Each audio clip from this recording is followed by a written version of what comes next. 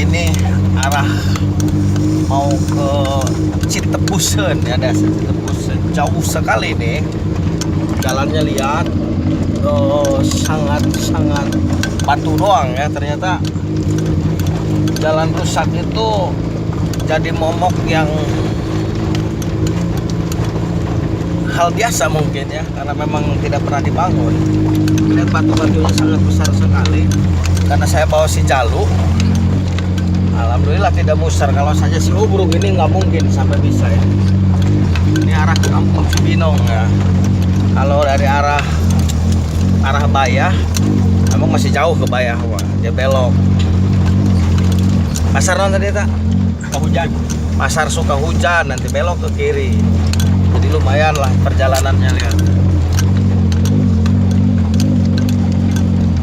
Bu, Kampung Cibinong masih jauh?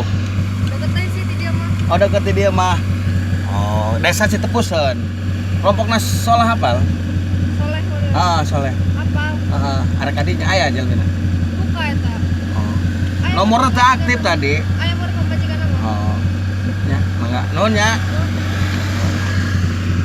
Deket cenah sakedeng deui itu jalan goreng.